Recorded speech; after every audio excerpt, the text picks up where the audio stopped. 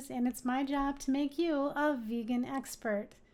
In this quick video, I'm going to take you through the 4 easy steps of making your own sprouts at home. Here you see my sprouts that I grew in the last 6 days.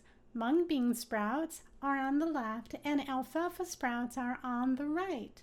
The process is quick to set up, and it takes just 2 to 3 minutes of your day to maintain. It will provide you with 1 or 2 cups of sprouts for your weekly meals. Adding sprouts to your weekly meals is like taking a mini vitamin. They are extremely nutritious. What is fascinating about sprouting is that anything the future plant needs is contained in the seed, and when it's given the right conditions, moisture and temperature, the seed will become activated and start releasing its nutrients. Therefore, eating sprouts is much more nutritious than just eating a plain seed. It's an intelligent way to add nutrition to your weekly meal plan. It will take just 4 steps. Buy the jars, buy the seeds, soak the seeds, rinse the seeds. I mean, it really can't get any easier. Once you have the equipment, you are ready to go. And in 4 to 7 days, you will have enough sprouts for the next week. Then, if you keep a sprouting jar on the counter, you can have a continuous supply. Step number 1, let's talk about the equipment. Yes, there are many different methods for growing sprouts. Some people grow them in trays. Others have stackable containers. Looks impressive. But I find that a 16-ounce wide-mouth mason jar does the trick. It's easy and it's small, so it doesn't take up much room on your counter. I found my jars at the local hardware store, and I would recommend that you do 16-ounce jars. A traditional mason jar is 32 ounces, which is about 4 cups. You don't need a jar that big. So get a 16-ounce wide-mouth jar. The green lid that you see in the picture does not come with the mason jar. You will have to order that online. And of course, you're going to have plenty to choose from. Some lids are made with different size screens. You know, the inside of the lid that allows the water to drain out.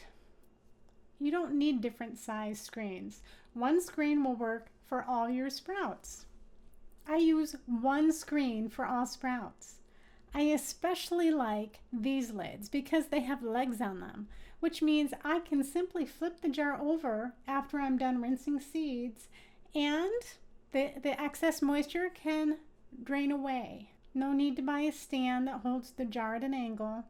This is going to be nice, convenient, and I don't have a lot of room on my kitchen counter, and you may not either. So this, I find, is the easiest way to go.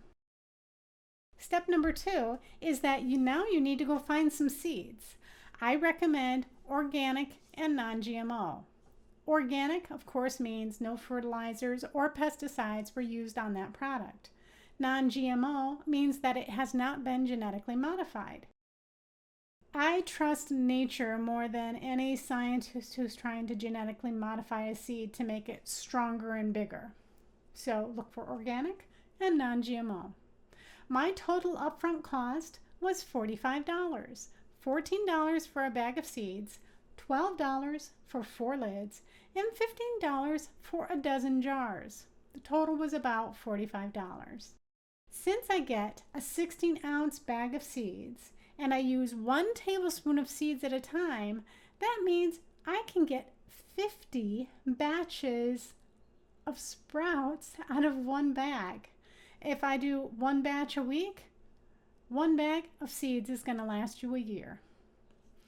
If you buy sprouts at the store, which of course you can, it's going to cost you between $3 and $5 for 1 container. If you buy 1 container every week, that's going to run you $150 to $250 a year. I think growing sprouts at home is a pretty good deal. Here is a list of seeds and beans that you can sprout. Experiment and see which ones you prefer. a good place to start is alfalfa seeds. They're light, they're delicate. You can add them for salads, you can throw them on a sandwich or a wrap. When you grow a mung bean, it's bigger and it has a nice, light, crisp texture. It's used in restaurants, and you can even throw it on any dinner that you prepare to boost the nutrition. Step number 3 is to soak the seeds. You only need to soak them once, and you do that for 12 hours. See, in nature, when the conditions are right, temperature and moisture, a seed will begin to grow. It won't grow unless both of these are at the right range. So you can have a bag of seeds sitting on your counter and it's not going to start sprouting unless you give it moisture.